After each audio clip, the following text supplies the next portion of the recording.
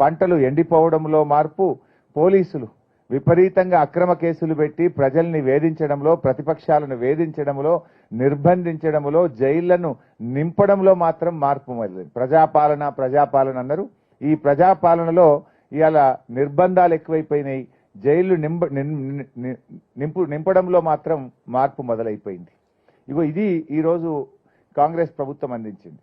కొత్త పథకాలు రాలేదు కానీ ఉన్న పథకాల్లో కోతలు వచ్చినాయి. ఇవాళ మీ మార్పు కొత్తగా ఆశలు చూపించారు ప్రజలకు, మేము అద్భుతాలు చేస్తామని. కొత్తగా ఇచ్చిందేమీ లేదు. మీ 5 నెలల పాలనలో ఉన్నవి ఊడవిక్తా ఉన్నారు. ప్రజల కష్టాలు ప్రారంభమైనటువంటి పరిస్థితి ఉంది. ఇవాళ మీరు 6 గ్యారంటీలు అన్నారు. మీ 6 గ్యారంటీల్లో అసలు నిజంగా అమలైనాయా? 6 గ్యారంటీల్లో 5 అయిపోయినాయని ఒక సత్యదూరమైన విషయం మాట్లాడుతూ ఉన్నారు. ఇది కాంగ్రెస్ పార్టీ మేనిఫెస్టో. ఈ మేనిఫెస్టోలో వాళ్ళు ఇచ్చిన 6 గ్యారంటీలు మీరు చూస్తే ఈ 6 గ్యారంటీల్లో 5 అయిపోయినాయి అంటున్నారు. నేను మీ ద్వారా రాష్ట్ర ప్రజలకు చెప్పదలుచుకున్నా, కాంగ్రెస్ పార్టీని అడగదలుచుకున్నా, 6లో 5 అయినాయా? 6లో మొదటి గ్యారంటీ మహాలక్ష్మి. ఈ రాష్ట్రంలోని ప్రతి మహిళకు 2,500 రూపాయలు ఇస్తామన్నారు. అమలైందా? కాలేదు. అంటే మొదటి గ్యారంటీ ఫెయిల్. రెండవ గ్యారంటీ రైతులకు రైతు బంధుకు 15,000 రూపాయలు, వడ్లకు మొక్కలకు 500 బోనస్, వ్యవసాయ కూలీలకు 12,000 అయిందా? రెండవ గ్యారంటీ కాలేదు, ఫెయిల్. మూడవ గ్యారంటీ ఇందిరమ్మ ఇండ్లు. పేదలందరికీ 100 రోజుల్లో ఇల్లు మంజూరు చేస్తామని 5 లక్షల రూపాయలతో ఇస్తాము, 250 గజాల స్థలం ఇస్తామన్నారు. ఒక్కరికన్నా ఇచ్చింది ఆ రాష్ట్రంలో? జరగలేదు. మూడోది ఫెయిల్. నాలుగోది యువ వికాసం.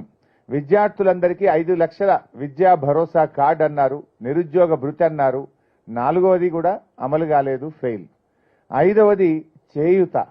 రాష్ట్రంలో వృద్ధులకు, వితంతువులకు, ఆసరా పెన్షన్దారులకు 4,000 పెన్షన్ ఇస్తామన్నారు. ఐదవది ఇవ్వలేదు, ఫెయిల్. మీరు 6లో 5 అయినాయి అన్నారు. 6లో 5 కాలేదు. 6లో 5 కాలేదు. ఒకటైంది ఏంది? గృహజ్యోతి. కానీ అది పార్షియల్ గానే అయింది. రాష్ట్రంలో 91 లక్షల మంది వైట్ రేషన్ కార్డు హోల్డర్స్ ఉంటే గృహజ్యోతి మీరు ఇచ్చింది కేవలం 30 లక్షల మందికి. అక్కడ కూడా పార్షియల్ గానే జరిగింది. మరి 6లో 5 అయినాయి అంటున్నారు. 6లో 5 కాలేదు. ఇది నిజం. కానీ ఒక గోబల్స్ ప్రచారాన్ని తిరిగి చేస్తా ఉన్నారు. ఇవాళ మీరు అందరికీ మోసం చేసినారు. ఎవరికి మోసం చేయలేదు? రైతులకు మోసం, మహిళలకు మోసం, పేదలకు మోసం, విద్యార్థులకు మోసం, నిరుద్యోగులకు మోసం, ఉద్యోగులకు మోసం, గొల్ల కుర్మలకు మోసం. ఇవన్నీ కూడా మీరేం చెప్పారు? ఇవాళ రైతులకు 6 విషయాలు చెప్పారు. ఒకటి, రైతు బంధు 15,000 మోసం. 2, కౌలు రైతులకు 15,000 మోసం. వ్యవసాయ కూలీలకు 12,000 మోసం. వడ్లకు మక్కలకు బోనస్ మోసం. 2 లక్షల రుణమాఫీ మోసం. 6వది మీరు చెప్పింది రైతులకు 24 గంటల కరెంటు, అది మోసం. 6 విషయాలు రైతులకు ఇచ్చిన ఏ ఒక్క హామీ నిలబెట్టుకొని కాంగ్రెస్ కు ఈ రాష్ట్రంలో రైతులు ఎందుకు ఓటేయాలని ఈరోజు ఆలోచిస్తా ఉన్నారు. ఇకపోతే మహిళలు, ఇందాకే చెప్పినట్టు రాష్ట్రంలో 18 ఏళ్లు నిండిన మహిళలందరికీ 2,500 రూపాయలు ఇస్తామని మోసం చేసినారు. ఒక్కొక్క మహిళకు కాంగ్రెస్ పార్టీ 4 నెలలు పోయి ఇప్పుడు ఇంకా 2 రోజులు అయితే 5 నెలలు అవుతుంది. 5 నెలలకు కాను పార్లమెంట్ ఎన్నికలు జరిగేలోపు 5 నెలలు నిండుతాయి. అంటే ప్రతి మహిళకు 12,500 రూపాయలు కాంగ్రెస్ పార్టీ బాకీ పడ్డది. కాంగ్రెస్ పార్టీ మహిళల ఓటు అడిగే ముందు 12,500 రూపాయలు చెల్లించినాకనే ఇలా ఓటు అడిగే నైతికత కాంగ్రెస్ ఉంటుంది. మూడవది పేదలు, ఆసరా పెన్షన్దారులు. ఇలా బాధాకరం ఏంటంటే 4,000 మాట దేవుడెరుగు కానీ ఈ 4 నెలల్లో జనవరి నెల పేదలకిచ్చే పెన్షన్ను ఎగరగొట్టేసింది. ఆ 2,000 కూడా ఇవ్వలే. ఒక నెల జనవరిలో వృద్ధులకు, వితంతువులకు పెన్షనే ఇవ్వకుండా ఎగరగొట్టేసినారు. అన్న వస్త్రానికి పోతే ఉన్న వస్త్రం పోయినట్టు 4,000 ఆశపడితే ఒక నెల 2,000 పెన్షన్ ఎగరగొట్టి పేదలకు అన్యాయం చేశారు. విద్యార్థులు, ఇవాళ భరోసా కార్డు ఇంకా ప్రారంభమే లేదు. నిరుద్యోగులు 4,000 నిరుద్యోగ భృతి ఇస్తామని చెప్పి స్వయంగా ప్రియాంక గాంధీ గారు చెప్పారు, మేనిఫెస్టోలో పెట్టారు, రేవంత్ రెడ్డి గారు చెప్పారు.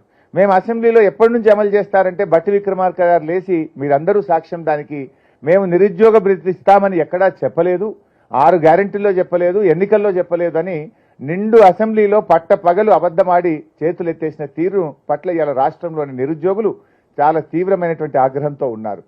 ఉద్యోగులకు మోసం. మేనిఫెస్టోలో వాళ్ళు ఏం రాశారు? మేము అధికారంలోకి రాగానే వెంటనే ఉద్యోగులకు పెండింగ్ లో ఉన్న 3 డిఏలు ఇస్తామన్నారు. 3 ఇప్పుడు 4వ డిఏ కూడా కేంద్ర ప్రభుత్వం ఇచ్చింది.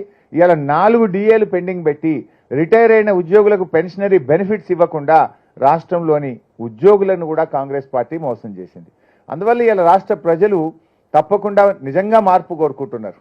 నిజంగా ఈ కాంగ్రెస్ పార్టీ ఎందుకు ఓటేశాము, వద్దురో నాయనా ఈ కాంగ్రెస్ పాలన అనే పరిస్థితి 5 నెలల్లోనే వచ్చింది.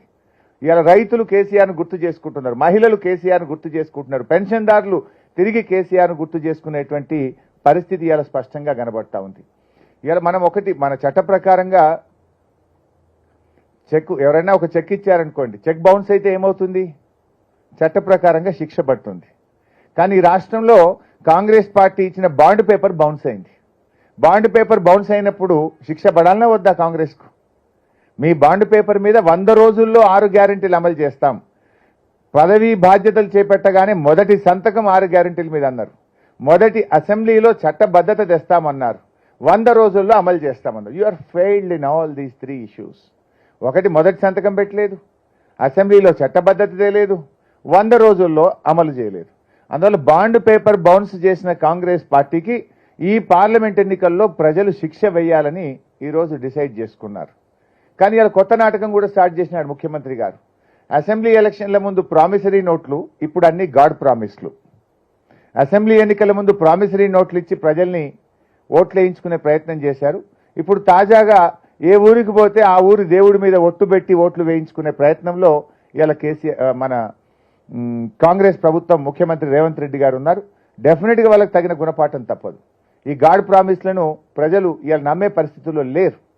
అందువల్ల ఇలా ప్రజలు కూడా ఆలోచిస్తున్నారు, ఈ బాండ్ పేపర్ బౌన్స్ చేసిన కాంగ్రెస్కు గుణపాఠం చెప్తేనే రేపు ప్రజలకు ఇలా 6 గ్యారెంటీలు అమలవుతాయని ఆ దిశగా ఇలా రాష్ట్ర ప్రజలందరూ కూడా ఆలోచిస్తూ ఉన్నారు.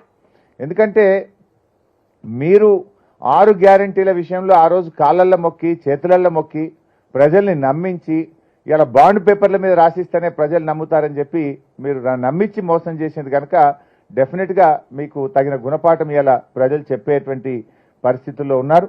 ముఖ్యంగా ఇలా హామీల గురించి ప్రశ్నిస్తే కూడా రేవంత్ రెడ్డి గారు మంత్రుల భాష పట్ల కూడా ప్రజలు తీవ్ర ఆగ్రహంగా ఉన్నారు. వాళ్ళు ఇలా రాక్షసంగా మాట్లాడుతున్నారు. రైతు బంధు రాలేదు అంటే ఏమంటున్నారు, చెప్పుతో కొట్టండి అని మంత్రులు మాట్లాడుతున్నారు. మరి నిన్న వ్యవసాయ శాఖ మంత్రి తుమ్మల నాగేశ్వరరావు గారే అన్నారు, నాకు రైతు బంధు రాలేదు అన్నాడు. మరి ఇప్పుడు ఎవరితో చెప్పుతో కొట్టాలి? ఒక మంత్రి ఏమో రైతు బంధు అడిగితే చెప్పుతో కొట్టాలన్నాడు, ఇంకొక మంత్రి గారేమో స్వయంగా రాష్ట్ర వ్యవసాయ శాఖ మంత్రి గారే నాకే రైతు బంధు రాలేదు అంటున్నాడు. కాంగ్రెస్ పార్టీ కార్యకర్తలే ఒక మంత్రిని పట్టుకొని రైతు బంధు పడలేదు అని నిలదీసినటువంటి పరిస్థితి. అమ్మా నువ్వేమో 5 ఎకరాల దాకా పడ్డాయన్నావు, నాకు 3 ఎకరాలే ఉంది, నాకు పడలేదు అని చెప్పి స్వయంగా సీతక్క గారిని వాళ్ళ కాంగ్రెస్ పార్టీ కార్యకర్తనే ఒక సభలో నిలదీసినటువంటి పరిస్థితి మనం చూస్తూ ఉన్నాం. అంటే ఇవాళ ఈ ప్రభుత్వం ఢిల్లీకి మూటలు పంపడం మీద ఉన్న శ్రద్ధ 6 గ్యారెంటీల అమలు విషయంలో లేకుండా పోయింది. ఇవాళ పార్లమెంట్ ఎన్నికల సందర్భంగా అన్పార్లమెంటరీ లాంగ్వేజ్తో రేవంత్ రెడ్డి గారు రెచ్చిపోతా ఉన్నారు.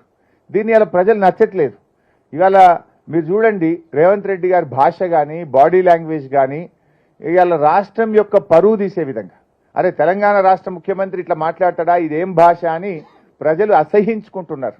ఒక ముఖ్యమంత్రి గారు మాట్లాడే భాష వల్ల రాష్ట్రం యొక్క గౌరవం తగ్గే విధంగా ఇవాళ రేవంత్ రెడ్డి గారి వ్యవహార శైలి, ఆయన భాష ఉన్నది. ఆయన అంటారు, రాష్ట్రంలో తెలంగాణ సాధించిన కేసీఆర్ను 10 ఏళ్ళు ముఖ్యమంత్రిగా పనిచేసిన కేసీఆర్ గారిని పట్టుకొని నీ పేగులు తీసి మెడలేసుకుంటాను ఒక ముఖ్యమంత్రి గారు మాట్లాడొచ్చునా? నీ కనుగుడ్లు తీసి గోటీలాడతా అని చెప్పి ఇవాళ రేవంత్ రెడ్డి గారు ఆ భాష వాడడాన్ని ఇవాళ తెలంగాణ ప్రజలు అంగీకరించొద్దనుకుంటున్నారు. నువ్వు ఆయన బట్టలు ఉడబిక్తా డ్రాయర్ ఉడబిక్తా అని ఒక ముఖ్యమంత్రి తెలంగాణ సాధించిన అంత సీనియర్ నాయకుడు, ఆయన వయసును కూడా గౌరవించకుండా, ఆయన సీనియారిటీని గౌరవించకుండా నువ్వు మాట్లాడితే is it fair on your part? Is it the way you are ruling the state? అంటే ఇవాళ రాష్ట్రంలో యువతకు కానీ రేపటి తరం రాజకీయ నాయకులకు నువ్వు ఇచ్చే సందేశం ఏంది? ఇవాళ రాష్ట్ర ప్రజలు దాన్ని ఒప్పుకునే పరిస్థితులు లేరు.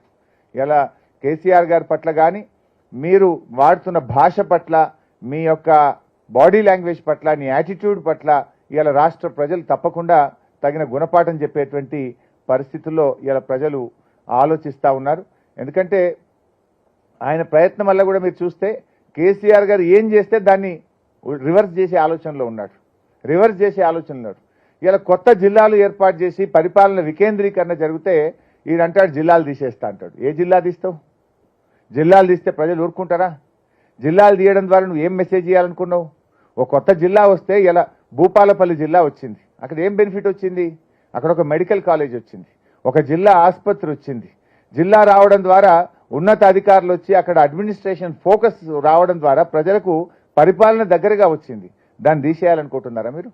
ఇలా ఒక నాగర్ కర్నూలు, ఒక భూపాలపల్లి, ఒక ములుగు జిల్లా, ఒక ట్రైబల్ డిస్ట్రిక్ట్స్, ఇలాంటి గద్వాల్ లాంటి ప్రాంతం, అక్కడ ఇలా పరిపాలన ప్రజలకు దగ్గరగా వచ్చి ప్రజలకు మేలు జరుగుతూ ఉంటే నేను జిల్లాలు తగ్గిస్తా, కమిషన్ వేస్తా అని రేవంత్ రెడ్డి గారు మాట్లాడడం అంటే ఇది ఇది ఇది ముందుకు పోవడం కాదు, వెనక్కి పోవడం.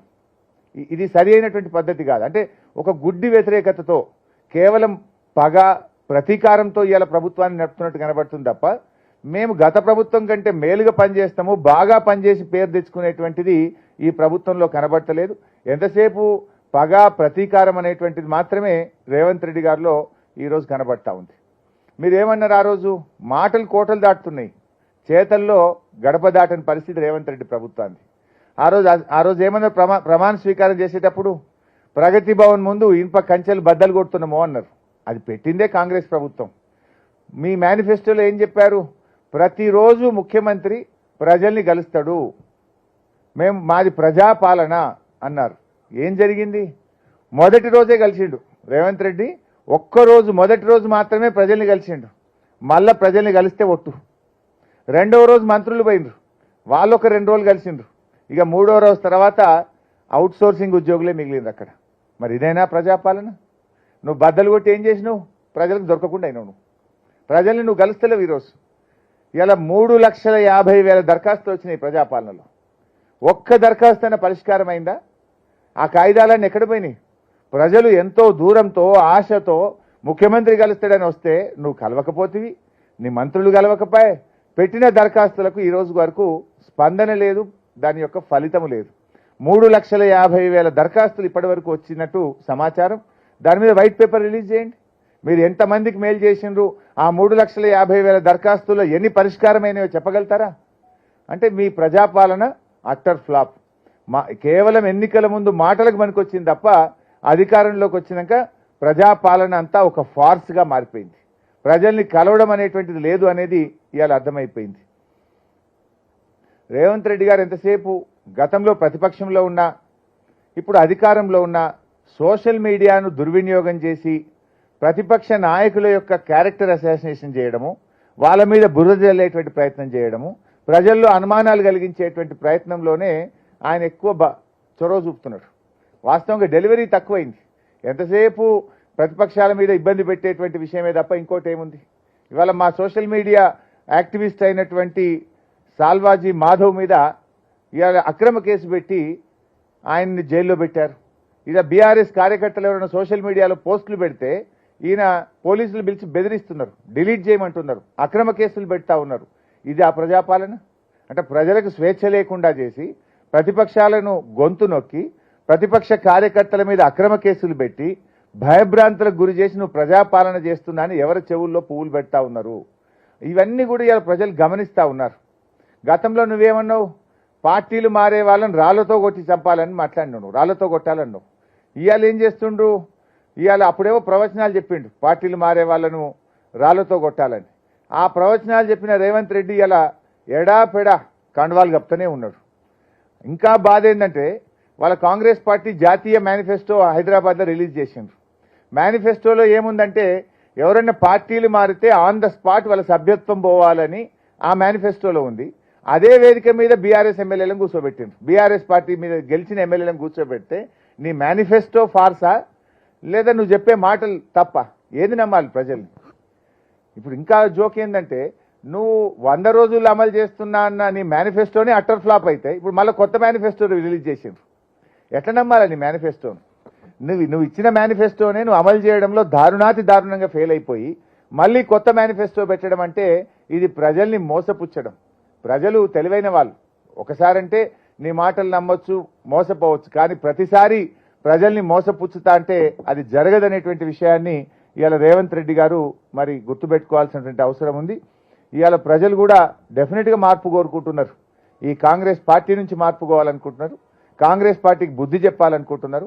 గ్యారంటీల అమలు విషయంలో ఫెయిల్ అయిపోయి ఇవాళ బీజేపీతో అంతర్గత ఒప్పందం పెట్టుకున్నారు. కాంగ్రెస్ పార్టీ ఇవాళ రాష్ట్రంలో 8 సీట్లలో కాంగ్రెస్ గెలిచే విధంగా బీజేపీ సహకరిస్తుంది, మరో 8 సీట్లలో బీజేపీ గెలిచే విధంగా కాంగ్రెస్ సహకరిస్తుంది. విషయాలు ప్రజలకు అర్థమైనవి. రెండు పార్టీలకు ప్రజలు బుద్ధి చెప్తారు. మీరు అంతర్గత చీకటి ఒప్పందాలు చేసుకున్నారు. బట్ డెఫినెట్గా ఇలా ప్రజలు ఏం కోరుకుంటున్నారంటే ప్రశ్నించే గొంతుగా ఉండాలి. ఈ తెలంగాణ హక్కులు కాపాడబడాలంటే బీఆర్ఎస్ పార్టీ అయితేనే కాపాడగలుగుతుంది అని కోరుకుంటా ఉన్నారు. ఇవాళ ఇంకో విషయం కూడా ఏంటంటే మన రాష్ట్ర విభజన జరిగినప్పుడు 10 ఏళ్ల పాటు హైదరాబాద్ను జాయింట్ క్యాపిటల్గా పెట్టారు. ఈ జూన్కు ఆ 10 ఏళ్లు పూర్తి కాబోతా ఉన్నాయి. మళ్ళీ జాయింట్ క్యాపిటల్ని ఎక్స్టెండ్ చేయాలని ఇప్పటికే ఆంధ్రప్రదేశ్ నుంచి స్టార్ట్ అయింది. రేపు దాన్ని గట్టిగా అడ్డుకోవాలన్నా పార్లమెంట్లో గొంతు విప్పి మాట్లాడాలంటే అది బీఆర్ఎస్ పార్టీతో సాధ్యమవుతుంది. ఇవాళ రేవంత్ రెడ్డి గారికి ఆంధ్రాలో ఆయన మూలాలు ఉన్నాయి. ఆయన మళ్ళీ వాళ్ళకి సహకరించే ప్రమాదం లేకపోలేదు.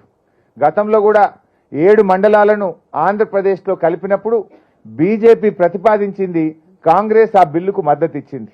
ఎందుకంటే వీళ్ళ రాజకీయ ప్రయోజనాల కోసం ఆ 7 మండలాలను లోయర్ సీలేర్ పవర్ ప్రాజెక్టును తెలంగాణకు దక్కకుండా చేసిన 2 జాతీయ ప్రాజెక్టులు. ఆ రోజు తెలంగాణ ఈలో 7 మండలాలను సీరియస్గా వ్యతిరేకించింది, బంద్ కాల్ ఇచ్చింది. దీనికి బిల్లుకు అగెనిస్ట్గా ఓటేసింది ఒక్క బీఆర్ఎస్ పార్టీ మాత్రమే. రేపు చాలా ఇష్యూస్ కూడా ఉన్నాయి. లైక్ రాష్ట్ర విభజన అంశాలు ఎన్నో ఉన్నాయి. ఈ జాయింట్ క్యాపిటల్ అంశం ఉంది. రాష్ట్రానికి సంబంధించిన హక్కులకు సంబంధించిన అంశాలు ఉన్నాయి. వీటన్నిట్లలో ఇవాళ మేలు జరగాలంటే బీఆర్ఎస్ పార్టీ గెలవాలని చెప్పి ఇవాళ ప్రజలు కోరుకుంటా ఉన్నారు. 2 జాతీయ పార్టీలు కూడా తెలంగాణకు అన్యాయమే చేసినాయి. ఇవాళ బీజేపీ పార్టీ కూడా తెలంగాణకు ఏమిచ్చింది? దేశంలో 157 మెడికల్ కాలేజీలు, నర్సింగ్ కాలేజీలు ఇచ్చినా తెలంగాణకు ఒక్కటి ఇవ్వలేదు. నవోదయ విద్యాలయాలు అడిగితే ఇవ్వలేదు. జాతీయ ప్రాజెక్ట్ అడిగితే ఇవ్వలేదు. తెలంగాణ ఐటీఐఆర్ను రద్దు చేశారు. తెలంగాణకు రావాల్సిన కోచ్ ఫ్యాక్టరీ ఇవ్వలేదు. బయ్యారం ఉక్కు ఫ్యాక్టరీ ఇవ్వలేదు. వడ్లు కొనండి మహాప్రభు అంటే వాళ్ళు నూకలు బుక్కండి అని తెలంగాణ ప్రజల్ని అవమానపరిచే విధంగా బీజేపీ కేంద్ర మంత్రులు మాట్లాడారు. అంటే ఇలా మేము కష్టపడి రైతు బంధు ఇచ్చి, నీళ్లు ఇచ్చి, చెరువులు బాగు చేసి, పెండింగ్ ప్రాజెక్టులు పూర్తి చేసి, కేసీఆర్ గారు అద్భుతంగా దక్షిణ భారతదేశ ధాన్యాగారంగా తెలంగాణను తయారు చేస్తే వడ్లు కొనడం కూడా చేతగాని బీజేపీ ప్రభుత్వం ఇవాళ తెలంగాణ ప్రజల ఓట్లు ఎట్లా అడగాలి? మీరు తెలంగాణ ప్రజలను, తెలంగాణ రైతులను నూకలు బుక్కండి అని చెప్పి అవమానపరిచింది బీజేపీ. ఏమీ ఇవ్వని బీజేపీ తెలంగాణలో ఏమని ఓటు అడుగుతుంది? మీ నైతికత ఏంది అని అడుగుతా ఉన్నా. ఇలా బీజేపీ నాయకులు రాష్ట్రానికి వచ్చి ఎంతసేపు దేవుడి పేరు చెప్పి ఓట్లు అడిగే ప్రయత్నం చేస్తున్నారు. నేను ఒకటే అడుగుతున్నా బీజేపీని, మీరు ఈ రాష్ట్రంలోని బీసీలకో, ఎస్సీలకో, రైతులకో, మహిళలకో, విద్యార్థులకో, నిరుద్యోగులకో ఏ ఒక్క వర్గానికైనా 10 ఏళ్లలో మీరు చేసిన మేలేందో ఒక్కటి చెప్పండి. మేం చెప్తాం బీఆర్ఎస్ పార్టీ ఏం చేసింది 10 ఏళ్లలో అంటే రైతు బంద్ ఇచ్చినాం, రైతు బీమా ఇచ్చినాం, సాగునీరు ఇచ్చినాం, 24 గంటల ఉచిత కరెంట్ ఇచ్చినాం, ఆసరా పెన్షన్ 2000కు పెంచాం, ఇవాళ అనే కేసీఆర్ కిట్ ఇచ్చాం, కళ్యాణ లక్ష్మి చెక్కులు ఇచ్చాం, అభివృద్ధి సంక్షేమం అన్ని చెప్తాం, కొత్త జిల్లాలు చేసినాం. మీరేం చెప్తారు? 10 ఏళ్లలో మీరు అదానీ గారిని ప్రపంచ కుబేరుల్లో ఒకరిని మాత్రం చేసినారు. ఇప్పుడు బీజేపీ అధికారంలో రాకముందు అదానీ అపరిచితుడు, ఆయన ఎవరో తెలియదు. కానీ 10 ఏళ్ల బీజేపీ పాలనలో ప్రపంచ కుబేరుల్లో టాప్ 10లో మాత్రం అదానీ గారు మాత్రం అయ్యారు. ఇవాళ ఈ దేశ రైతులు ఏమైనా బాగుపడ్డరా? మీరు తెచ్చిన నల్ల చట్టాలు వద్దు మహాప్రభు అని ధర్నాలు చేసిన ఢిల్లీ నడివీధుల్లో రైతుల మీద లాఠీ చార్జీలు, బాష్పవాయు గోళాలు, రబ్బర్ బుల్లెట్లు కొట్టి 700 మంది రైతులను ఇలా పొట్టన పెట్టుకున్నది బీజేపీ. రైతు వ్యతిరేక ప్రభుత్వంగా మీరు పేరు తెచ్చుకున్నారు.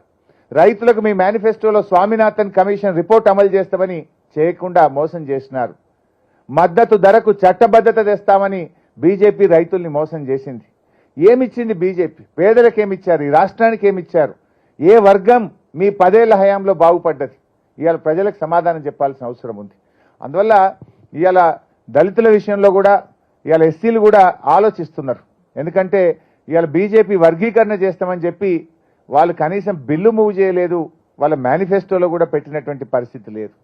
ఇవాళ బీజేపీ హయాంలో జీఎస్టీ రూపంలో ధరలు పెరిగినాయి, పేదల నడ్డీ విరిగింది. ఇవాళ పెట్రోల్ డీజిల్ ధరలు, ప్రపంచంలో క్రూడ్ ఆయిల్ ధరలు తగ్గినాయి, బీజేపీ పాలనలో పెట్రోల్ డీజిల్ ధరలు పెరిగాయి. ఇవాళ గ్యాస్ సిలిండర్ ధరను రూపాయలకు పెంచింది కూడా బీజేపీ. అంటే బీజేపీ ధరలు పెంచింది, పేదలను ఇబ్బంది పెట్టింది తప్ప ఏ ఒక్క వర్గానికి కూడా ఇవాళ బీజేపీ మేలు చేయలేకపోయింది. అందువల్ల ఇవాళ బీజేపీ ఈ రాష్ట్రం యొక్క ప్రయోజనాలను దెబ్బతీసింది. ఇవాళ బీజేపీ ఎంతసేపు మాట్లాడితే భక్తి ధార్మికం గురించి మాట్లాడతారు. కేసీఆర్ కంటే భక్తిపరుడు ఇంకోళ్ళు ఉంటారా? కేసీఆర్ కంటే ధార్మికంగా ఉన్న ముఖ్యమంత్రి ఈ దేశంలో ఏ బీజేపీ ముఖ్యమంత్రి అయినా ఉన్నారా? గతంలో దేవాలయాల నిధులు ప్రభుత్వాలు వాడితే ప్రభుత్వ నిధులను దేవాలయాలకు ఇచ్చిన మొదటి ముఖ్యమంత్రి కేసీఆర్. అత్యద్భుతంగా యాదాద్రి దేవాలయం నిర్మించింది కేసీఆర్ గారు. ధూపదీప నైవేద్యాలతో ఇవాళ చాలా బాగా మరి ఆ దేవాలయాల్లో ప్రతిరోజు పూజా కార్యక్రమాలు జరిగే విధంగా చూసింది కేసీఆర్ గారు. ఆ దేవాలయాల్లో నిత్యం పూజా కార్యక్రమాలు నిర్వహించేటువంటి బ్రాహ్మణుల కోసం, పేద బ్రాహ్మణుల విద్యా ఉపాధి అవకాశాల కోసం నిధులిచ్చింది కేసీఆర్. బ్రాహ్మణ పరిషత్తు గట్టి వాళ్ళను గౌరవించింది కేసీఆర్. ఇట్లా దేవాలయాల విషయంలో, ఆధ్యాత్మికత విషయంలో ఇవాళ కేసీఆర్ గారు బీజేపీ కంటే 2 అడుగులు ముందే ఉన్నారు తప్ప ఎక్కడ కూడా వెనుక ఉన్నది లేదు. అంటే మీరు ఇలా ప్రజల గురించి ఆలోచించాలి.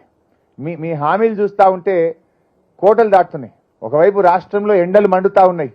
బీజేపీ కాంగ్రెస్ వాళ్ళు ఇచ్చే అబద్ధపు హామీలతో ప్రజల గుండెలు మండుతా ఉన్నాయి. ఎందుకంటే రేవంత్ రెడ్డి గారు అప్పుడే అసెంబ్లీ ఎన్నికల ముందు 6 గ్యారెంటీలు లాంటివి 100 రోజులు అమలు చేస్తాంటివి. అది ఏం చేయలేదు. మళ్ళీ ఇప్పుడు కొత్తగా ఇంకొక హామీల పత్రాన్ని మళ్ళీ ప్రజల ముందు పెట్టివి. ఇది ప్రజల్ని మోసం చేయడం కాదా? ఇలా బీజేపీ కూడా అదే చేస్తూ ఉంది. మీరు 10 ఏళ్ళు అధికారంలో ఉండి ఇచ్చిన హామీలు అమలు చేయకుండా మళ్ళీ కొత్త హామీలతో ప్రజల్ని మోసపుచ్చే ప్రయత్నం చేస్తూ ఉన్నారు. ఇవాళ రాష్ట్రంలో ముఖ్యంగా కేసీఆర్ గారి పర్యటన బస్సు యాత్ర తర్వాత బీఆర్ఎస్ శ్రేణుల్లో అద్భుతమైన ఉత్సాహం వచ్చింది. అద్భుతమైన ప్రజా ఆదరణ వస్తూ ఉంది.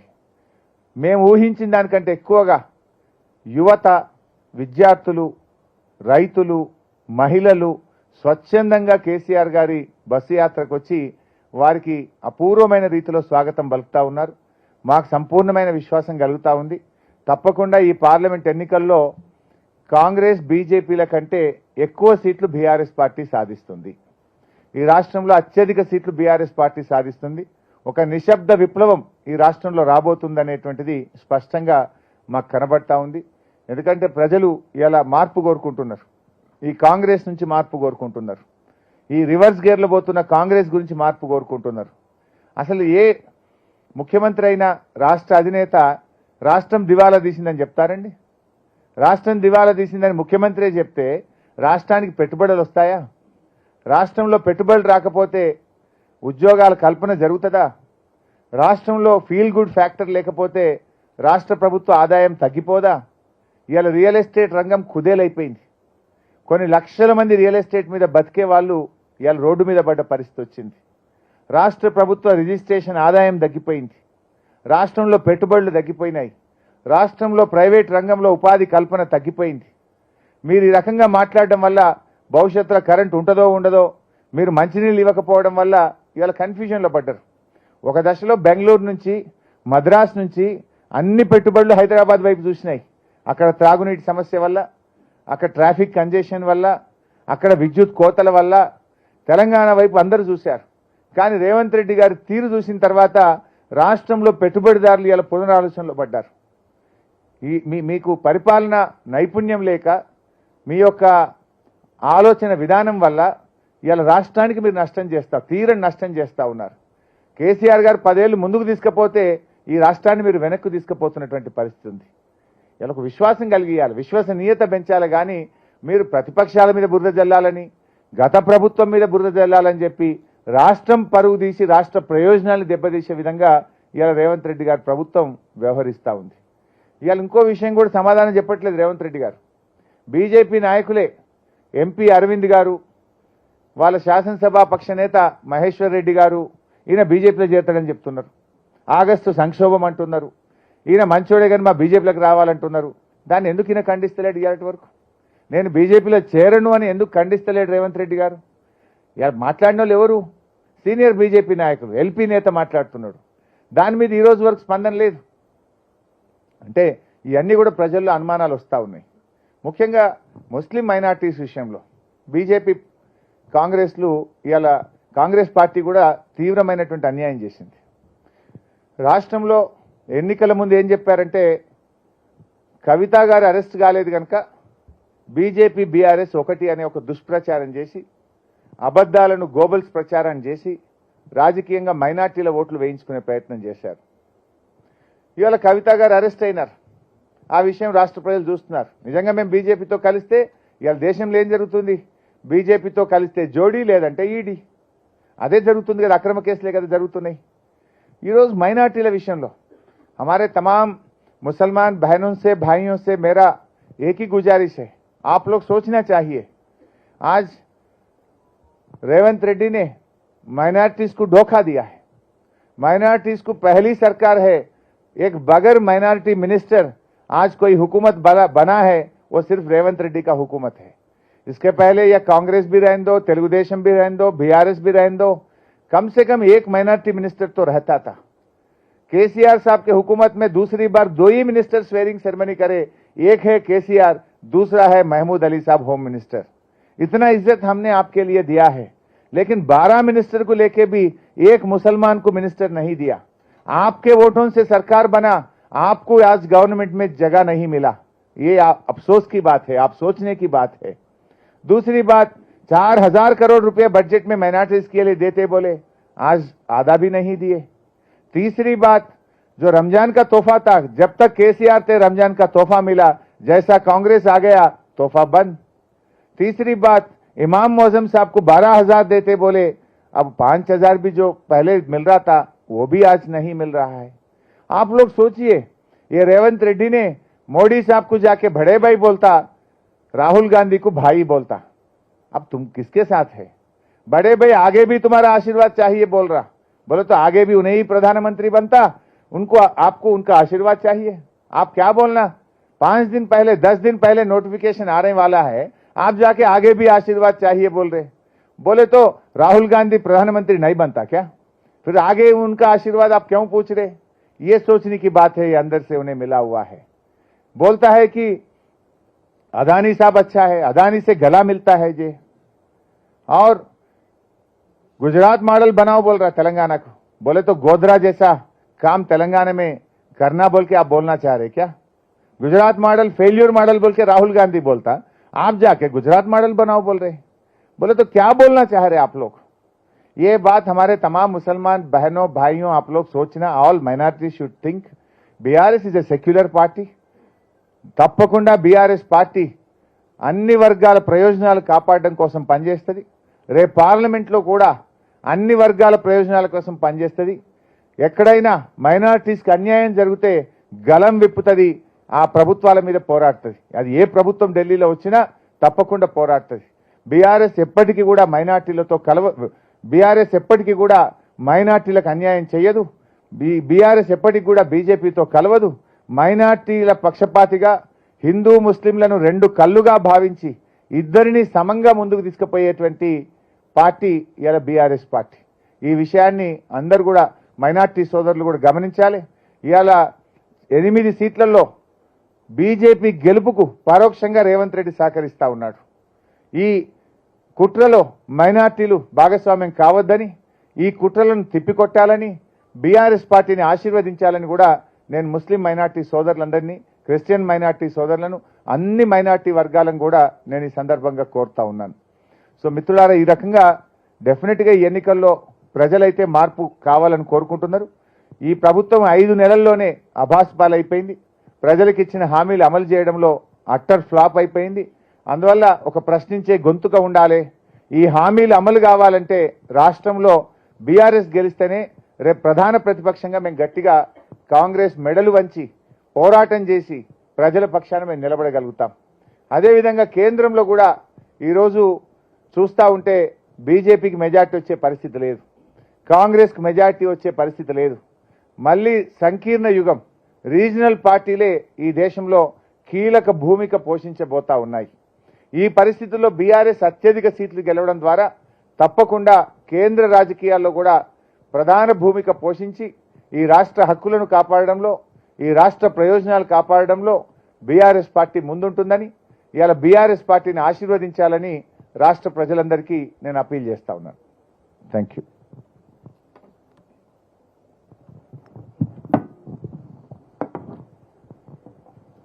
థ్యాంక్ యూ సో మచ్ అండి. అంటే ప్రతిపక్ష నాయకుడుగా చాలా స్ట్రాంగ్ ఆర్గ్యుమెంట్స్ చెప్పారు మీరు, బీఆర్ఎస్కి ఎందుకు ఇప్పుడు అవకాశం ఇవ్వాలి ప్రజలు అన్నది. Before I open the floor to questions, నేను మిమ్మల్ని అడగాలి. ఇప్పుడు మీరు అన్నారు క్వశ్చన్ చేయడానికి కోసం మాకు బీఆర్ఎస్కి ఓట్ ఇవ్వండి అన్నది, కానీ మీ నాయకుడు ఒక క్యాంపెయిన్ మీటింగ్లో చెప్పారు మీ క్యాండిడేటు కేంద్ర మంత్రి అవుతారు అని. అంటే దాన్ని ఎట్లా అర్థం చేసుకోవాలి మీరు? ఇప్పుడు ఎవరికి మెజారిటీ రాదు, బీజేపీకి రాదు, ఇండియా అలయన్స్కి రాదు అంటున్నారు, అండ్ రేవంత్ రెడ్డి గారు మిమ్మల్ని అక్కడ చేర్చుకోము అని అంటున్నారు. అంటే మీరు బీజేపీ తోటి కలుస్తారని అనుకోవాలి కదా. నేను ఇందాకే చెప్పాను, దేశంలో 2 జాతీయ పార్టీలు మెజార్టీ సాధించలేవు, సంకీర్ణ యుగం రాబోతా ఉంది, రీజనల్ పార్టీలు కీలక భూమిక పోషించబోతా ఉన్నాయి, అందులో మేము భాగస్వామ్యంగా ఉంటాం. రీజనల్ పార్టీస్ అంటే విత్ ఇండియా అలయన్స్ లేకుండా రీజనల్ పార్టీస్ కి ఆ స్ట్రెంత్ రాదు కదా. India alliance, Congress is also become a regional party. Last time they got 57. I don't think this time they will get even that seats. So వాళ్ళ role అంటూ పెద్దగా ఉండదు. Regional parties లో నుంచే రేపు ఒక నాయకుడు ప్రధానమంత్రి అవుతారు. ఎవరవుతారు, ఎలా అవుతారు అనేటువంటిది రేపు ఎన్నికల ఫలితాల తర్వాత మనం చూస్తాం. మీరు ఇంకొక ఇష్యూ చెప్పారు about how the leaders of all gone to the other parties. We all know, మనం అందరం చూస్తున్నాము, బీఆర్ఎస్ నుంచే వచ్చిన చాలా నాయకులు ఇప్పుడు కాంగ్రెస్ కి, భాజపాకి, బీజేపీకి మళ్ళీ క్యాండిడేట్స్ గా వచ్చారు. మీరు కాంగ్రెస్ మేనిఫెస్టోలో పెట్టిన అంశం పైన మీరు కూడా do you agree with that? Because that seem sensible. మనకున్న ఇప్పుడు యాంటీ డిఫెక్షన్ లా వర్క్ చేయట్లేదు. వన్ ఇస్ మీ పార్టీ కూడా దానికి ప్రెసిడెన్స్ చాలా ఇచ్చింది, అట్లాంటి చేరికలు మీరు చేర్చుకున్నారు కాబట్టి మేము కూడా చేస్తున్నాం అంటున్నారు. While he condemned at that time, now the shoe is on the other foot అనుకోవాలి. యా, అగ్రీ అండి. అంటే ఇప్పుడు అప్పుడేమో మేము మర్జ్ అయింది, ఒక 2/3 ఎమ్మెల్యేస్ కాన్స్టిట్యూషన్ లో ఉన్న ప్రొవిజన్ ప్రకారంగా ఆ రోజు మా పార్టీలో వాళ్ళు మెర్జ్ అయ్యారు. కానీ కొంతమంది మంత్రులు కూడా అయ్యారండి రిజైన్ కూడా చేయకుండా. కానీ ఇక్కడ మీరు గమనిస్తే బీఆర్ఎస్ ఎమ్మెల్యేగా ఉంటూ ఆయన ఈరోజు కాంగ్రెస్ పార్టీ తరఫున లోక్సభకు పోటీ చేస్తా ఉన్నాడు. అది చాలా దారుణమైనటువంటి విషయం. Sitting MLA of BRS party contesting on Congress party B form. How do you agree? On the other hand Congress ఏం చెప్తుంది, ఆటోమేటిక్గా వాళ్ళు డిస్క్వాలిఫై అయిపోవాలని వాళ్ళ మేనిఫెస్టోలో పెడుతూ, వాళ్ళ మేనిఫెస్టోకు భిన్నంగా మీరు బీఆర్ఎస్ అభ్యర్థిని పార్లమెంట్ అభ్యర్థిగా పోటీ చేయించడం అంటేనే మీ యొక్క మేనిఫెస్టో శాంటిటీ లేదు. Your manifesto doesn't have any sanctity. Before one last question also I must take. మీరు భాష గురించి మాట్లాడారు. ఇప్పుడు కేసీఆర్ గారి మీద ఈసీ కూడా ఒక నిషేధం విధించింది, ఇప్పుడు 48 hours చెప్పకూడదు అని. రేవంత్ గారిని వాడిన భాష I don't think civil society people will agree with that either. కానీ ఏమంటున్నానంటే ఆయన ఏమంటారంటే దానికి పేటెంట్ అయితే కేసీఆర్ గారే కదా ఇట్లాంటి భాష వాడడానికి. ఇన్ యోర్ వ్యూ పీపుల్ అంటే పొలిటీషియన్స్ ఇలాంటిది కరెన్సీలో ఉంటుంది, రెజనేట్ అవుతుంది, వైరల్ అవుతుంది, దానివల్ల ఓట్లు పడతాయి అనుకుంటారేమో. But is that true? What is your view అన్నది? భాష విషయంలో కేసీఆర్ గారు ఉద్యమ సమయంలో వాడిన వ్యంగ్యంగా వాడారు తప్ప వారు ఈ రకమైనటువంటి భాష ఎప్పుడు వాడలేరు. దవే పేగులు మెడలు వేసుకుంటా, నీ కండ్ల గుడ్లు బీకి గోటీలాడుతా, నీ డ్రాయర్ ఊడబీక్తా, ఈ రకమైన భాష కేసీఆర్ గారు ఎప్పుడు వాడలేరు. దట్టు ఆయన ముఖ్యమంత్రిగా వాడలేరు. ఆయన ఉద్యమ సమయంలో వాడిన వ్యంగ్యం ఉండేది, ప్రజలకు అర్థమయ్యేటట్టు సరళమైన వాడుక భాషలో వారు చెప్పే ప్రయత్నం చేశారు తప్ప ఈ రకమైనటువంటి భాష వాడలేదు.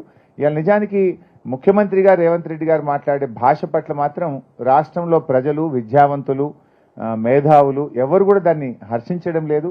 అది డెఫినెట్గా అది రాష్ట్రానికి కూడా మంచిది కాదు. ఎట్టి పరిస్థితుల్లో ఆయన భాష మార్చుకోవాలి. ఇలా ఒక ప్రభుత్వంలో ఉన్న వ్యక్తి తన పరిపాలన ద్వారా, తన చర్యల ద్వారా మెరుగైన పాలన అందించడం ద్వారా ప్రజల ప్రేమ, ప్రజల మెప్పు పొందాలి తప్ప ఇలాంటి భాష ద్వారా మెప్పు పొందుతారనుకుంటే అది పొరపాటు.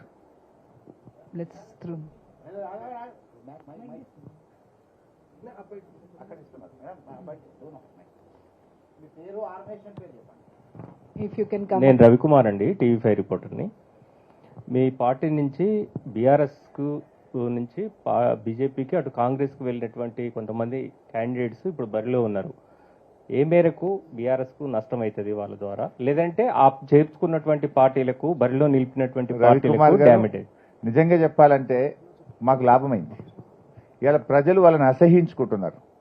ఇవాళ బీఆర్ఎస్ నుంచి కాంగ్రెస్ అభ్యర్థులుగా ఉన్నటువంటి సునీతా మహేందర్ రెడ్డి కానీ, కడియం కావ్య కానీ, దానం నాగేందర్ కానీ, వీళ్ళందరూ థర్డ్ ప్లేస్లో ఉన్నారు ఈరోజు. They are in third place. అంటే ప్రజలు దీన్ని ఆహ్వానించడం లేదు. సో దీనివల్ల మాకు పోతే కొంతమంది వ్యక్తులు నాయకులు పోయిన తప్ప మా క్యాడర్ కానీ ఎవరైతే క్షేత్రస్థాయిలో పనిచేసేటువంటి కార్యకర్తలు ఎవరు కూడా వాళ్ళ వెంట వెళ్ళలేదు. డెఫినెట్గా దీని ద్వారా మాకు మేలే జరిగింది. ప్రజలు దీన్ని అసహించుకుంటున్నారు. ఇటువంటి అభ్యర్థులు పెట్టిన పార్టీలకు నష్టం జరుగుతుంది.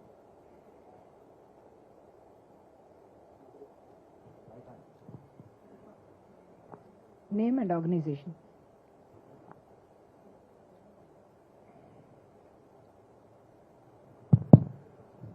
రాష్ట్రంలో ఏర్పడకుండా ముందు పేరు, organization. K Narender, Zee News Telugu bureau చీఫ్ని. రాష్ట్రం ఏర్పడిన తర్వాత మొదటిసారిగా ఇబ్బందికరంగా ఏర్పడుతోంది, అంటే పార్టీకి గడ్డుకాలం ఉంది అన్నటువంటి ఒక పరిస్థితి వినపడుతోంది. సర్వే ఫలితాలు కూడా ఆల్మోస్ట్ బీఆర్ఎస్కి 1, 2 అంతకంటే మించి ఇవ్వట్లేదు అనేది చాలా అనిపిస్తుంది. మీకేమనిపిస్తుంది? ఎందుకంటే 6 హామీలు అమలు చేస్తున్నాము అని రేవంత్ రెడ్డి అంటున్నారు, రెఫరెండం అంటున్నారు. బీఆర్ఎస్ పార్టీ మరి నరేందర్ గారు, నేను ఇందాకే చెప్పిన 6 గ్యారంటీలు 5 గ్యారంటీలు అమలు కాలేదు. They are fail to do it. అసలు గ్యారంటీలు వదిలిపెట్టి ఉన్నాయి కూడా పోతున్నాయి. అందువల్ల ప్రజల్లో మార్పు ఉంది. ఒక నిశ్శబ్ద విప్లవం ఉంది. మీ అందరి అంచనాలు తలకిందులవుతూ మెజారిటీ ఎంపీ సీట్లు బీఆర్ఎస్ పార్టీ గెలుస్తుంది. ఇలా ఎందుకు కాంగ్రెస్ కోటేయాలి? మీరు 6 గ్యారంటీల అమలులో వైఫల్యం చెందినందుక, రైతు బంధు డబ్బులు ఇవ్వనందుక, కరెంటు సరఫరాలో ఫెయిల్ అయినందుక, త్రాగునీటి సరఫరాలో ఫెయిల్ అయినందుక, మీరు ఆసుపత్రుల నిర్వహణలో ఫెయిల్ అయి కేసీఆర్ కిట్ పథకం బంద్ చేసినందుక, మీరు తులం బంగారం మాట దేవుడెరుగు ఉన్న కళ్యాణ లక్ష్మి షాదీ ముబారక్ చెక్కులు కూడా సకాలంలో అందించినందుక పీపుల్ ఆర్ థింకింగ్. అందువల్ల డెఫినెట్గా మీరు పోయిన అసెంబ్లీ ఎన్నికల తర్వాత పార్లమెంట్ ఎన్నికల్లో చూస్తే కూడా ఎవరు ఎక్స్పెక్ట్ చేయలే మేము 7 సీట్లు ఓడిపోతామని. ఆ రోజు మేము 7 సీట్లు కోల్పోయాం పార్లమెంట్ సీట్లు. ఇలా అంతకంటే సీరియస్గా డిస్కషన్ ప్రజల్లో జరుగుతూ ఉంది. అందుకే మేము కాన్ఫిడెంట్గా ఉన్నాం, డెఫినెట్గా మేము అత్యధిక సీట్లు గెలవబోతాం. ఇప్పుడు మీరు పర్సెప్షన్ ఏంది? మా పార్టీ నుంచి కొంతమంది బయటకు పోయి ఆడ క్యాండిడేట్లు అయింది కనుక మేమేదో బలహీనపడ్డాం అనుకుంటారు. వ్యక్తులు కాదు నిర్ణయించాల్సింది ప్రజలు. ప్రజల మూడ్ ఇంపార్టెంట్. ఇలా mood of the people is they are looking towards KCR.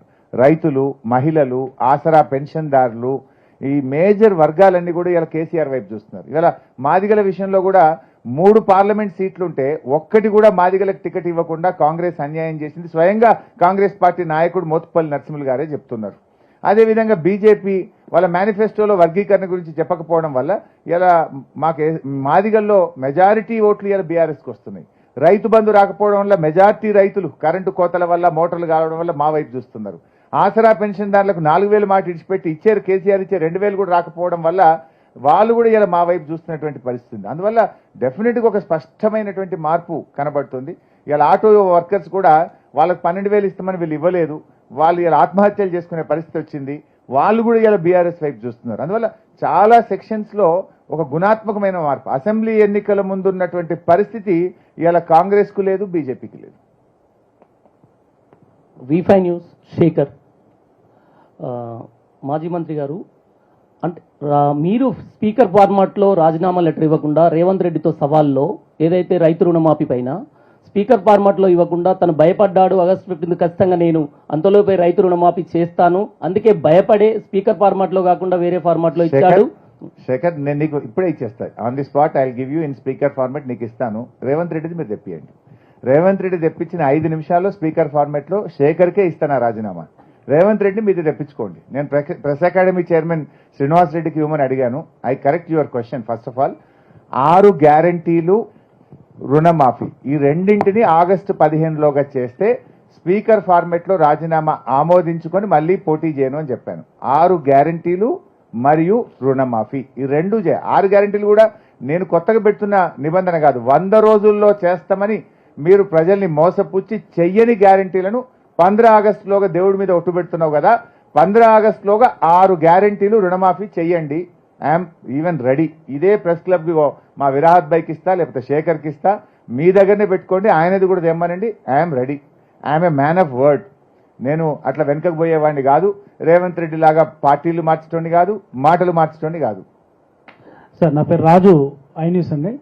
Sir, మీరు ఇందాక మాట్లాడుతూ రాష్ట్రంలో బీజేపీ గెలుపు కోసం కాంగ్రెస్ సహకరిస్తుంది ఇండైరెక్ట్ గా అని చెప్పేసి చెప్తా ఉన్నారు.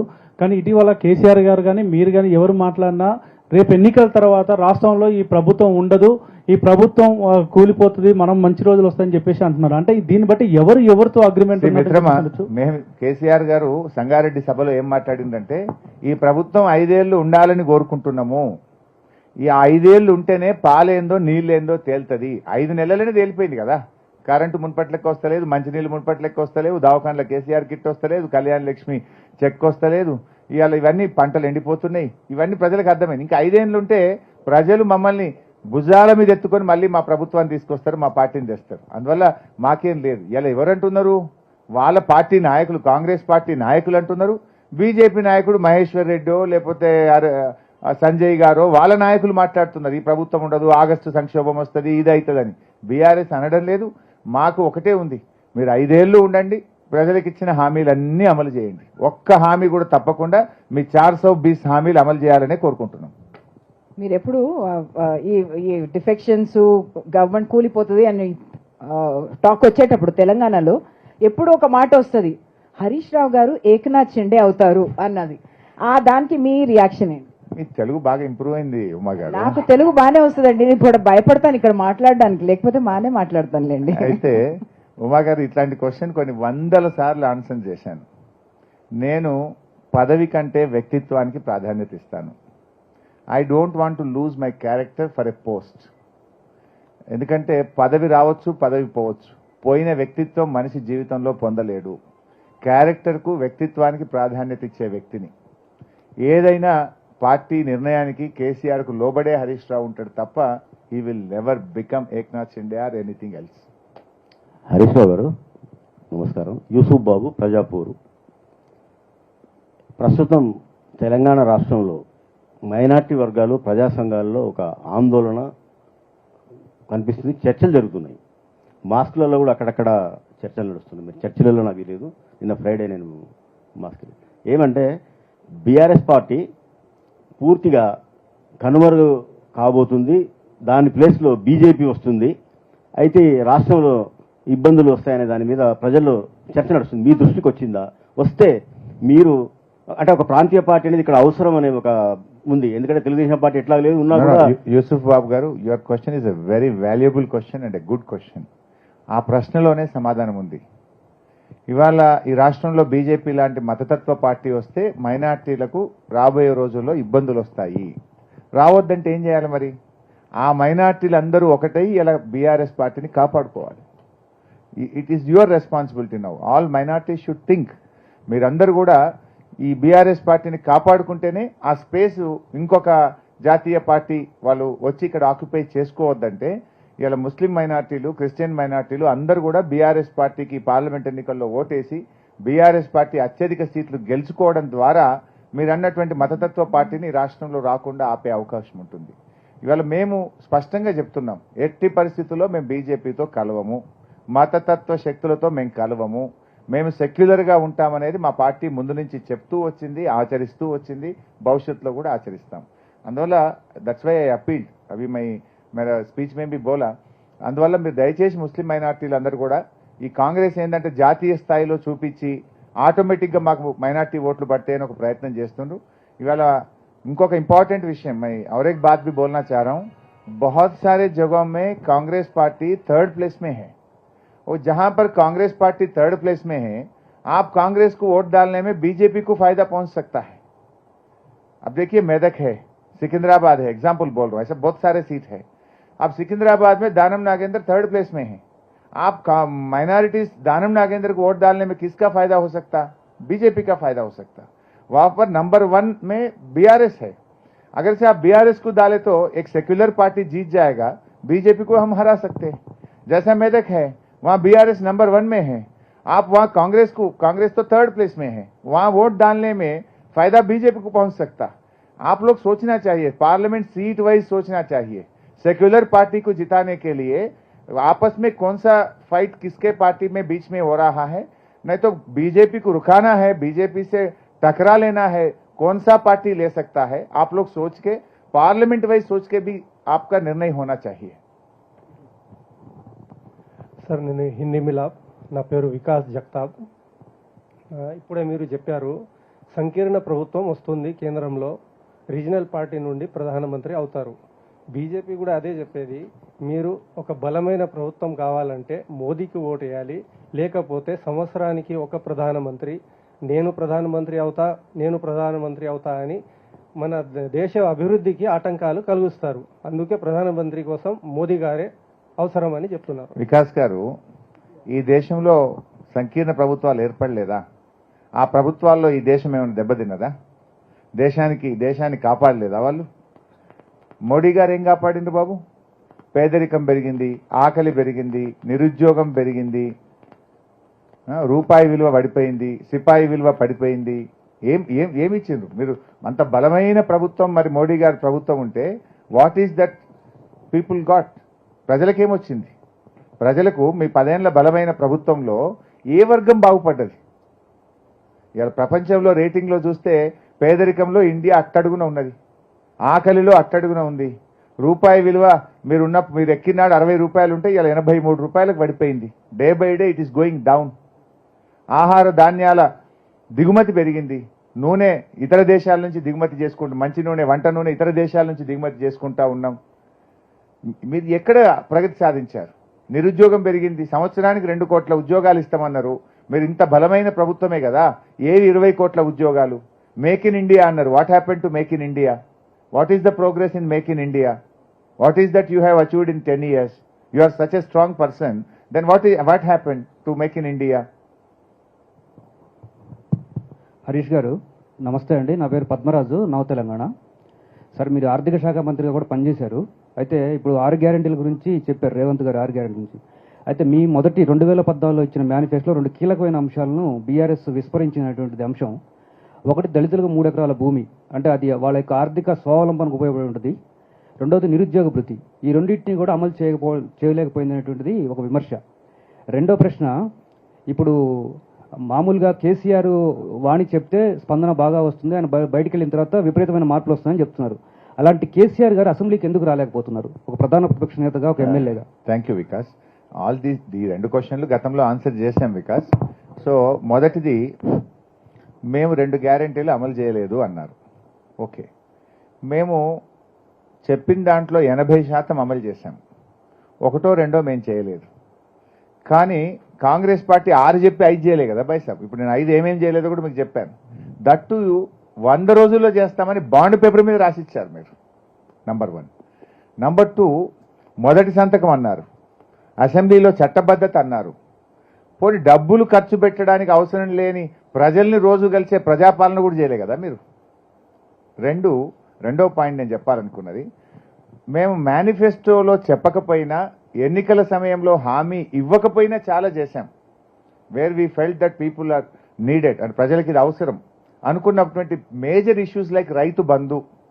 11 విడతల్లో 72,000 కోట్ల రూపాయలు ఇచ్చిన Rythu Bandhu, it is not a poll promise, it is not an election promise. 72,000 కోట్లు, అంత పెద్ద పథకం ఎన్నికల్లో హామీ ఇవ్వకపోయినా చేశాం. లైక్ కళ్యాణ లక్ష్మి, 13 లక్షల మందికి 11,000 కోట్ల రూపాయలతో ఇచ్చిన కళ్యాణ లక్ష్మి మేము ఎలక్షన్ టైంలో ప్రజలకు మా మేనిఫెస్టోలో పెట్టలేదు. అయినా we have done that. KCR kit, nutrition kit, morning breakfast to the school going children, ఇట్లా ఎన్నో కార్యక్రమాలు మేనిఫెస్టోలో పెట్టకుండా బీఆర్ఎస్ పార్టీ అమలు చేసింది. మీరు పెట్టినవి కూడా చేయట్లేదు అనేటువంటిది మేము చెప్పడం నంబర్ 1. సెకండ్ క్వశ్చన్, అసెంబ్లీకి సంబంధించి తప్పకుండా ఆయన వస్తారు. ఆయనకు అనారోగ్యం వల్ల రాలేదు, ఇప్పుడే బాగైనారు, ఆల్రెడీ రోడ్ షో స్టార్ట్ చేసినారు. Definitely he will come. మేము అసెంబ్లీలో ఈ ప్రభుత్వానికి ప్రతిపక్ష నేతగా వారు మంచి నిర్ణయాత్మకమైన అద్భుతమైన రోల్ వారు ప్లే చేస్తారు, మీరు అందరూ చూస్తారు.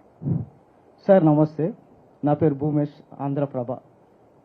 సార్, విశాలమైన కాళేశ్వరం ప్రాజెక్టులో మేడిగడ్డ ఒక చిన్న పార్ట్. దానికి ఉన్న 85 పిఆర్లలో 3 పిఆర్లు కుంగిపోయాయి. ఈ 3 పిఆర్లు అక్టోబర్ 21న కుంగిపోతే ఇప్పటి వరకు దాని పునరుద్ధరణ జరగకపోవడంతో మరో నెల రోజుల్లో వర్షాలు వస్తాయి. ఆ నీరంతా సముద్ర గర్భంలో చేరే అవకాశాలు ఉన్నాయి. దీనిపై మీరు స్పందన ఏంటి? భూమేష్ గారు, నేను అసెంబ్లీలో కూడా దీని మీద డిస్కస్ చేసిన, బయట కేసీఆర్ గారు కూడా చెప్పారు. నిజానికి కేవలం మా మీద బురద జల్లాలనే ఒకే ఒక దుగ్ధతో ఆలస్యం చేస్తూ ఉన్నారు. వర్కింగ్ పీరియడ్ పోయింది. అప్పుడేమో మేము ఎలక్షన్ జోన్లో ఉన్నాం, మేము అప్పుడు నిర్ణయాలు తీసుకునే పరిస్థితి లేదు. We are under election commission control. నిజంగా కేసీఆర్ గారు ప్రభుత్వం వచ్చుంటే ప్రభుత్వ ప్రమాణ స్వీకారం చేసిన ఒకటో రోజు రెండో రోజు ఆయన అక్కడికి వెళ్ళి దాని మీద పని ప్రారంభించి ఉండేవాడు. కానీ ఈరోజు ఏమైతుంది, 6 months వర్కింగ్ పీరియడ్, గోదావరిలో ఇప్పుడు 6 నెలలు, ఇది మంచి వర్కింగ్ పీరియడ్. ఈ 6 నెలల విలువైన సమయాన్ని ప్రభుత్వం వృధా చేసింది.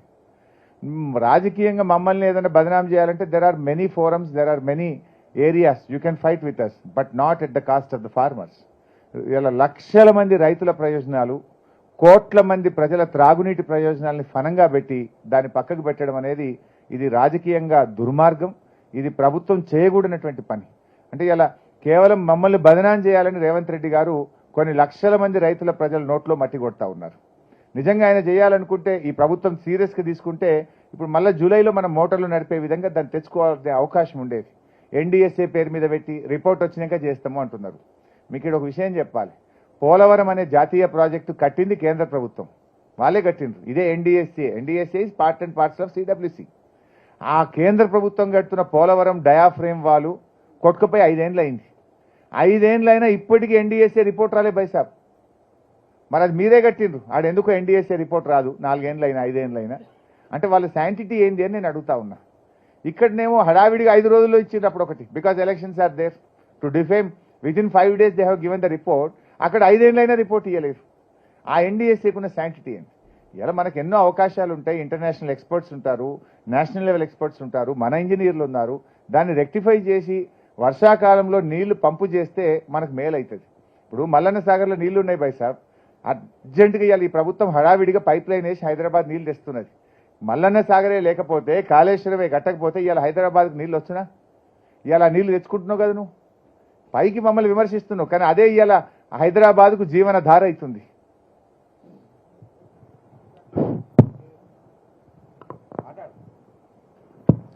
నేను సతీష్ అండి, ఎన్టీవీ రిపోర్టర్ని.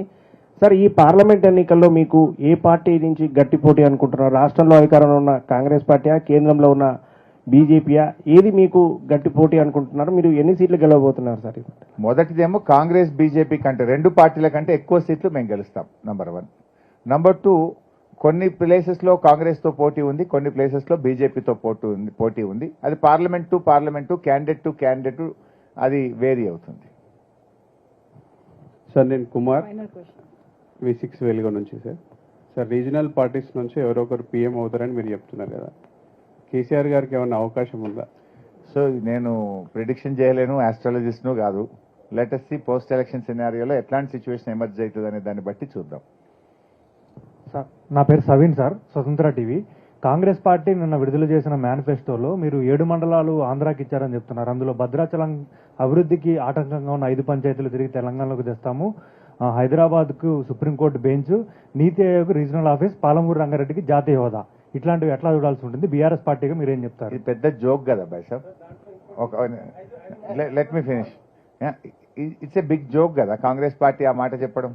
ఈ 7 మండలాలను, ఈ 5 గ్రామాలను ఆంధ్రాలో కలపడానికి బిల్లుకు సంతకం పెట్టిందే కాంగ్రెస్ పార్టీ. ఇప్పుడు 100 ఎలుకలు తిన్న పిల్లట తీర్థయాత్రలకు పోతా అన్నదట.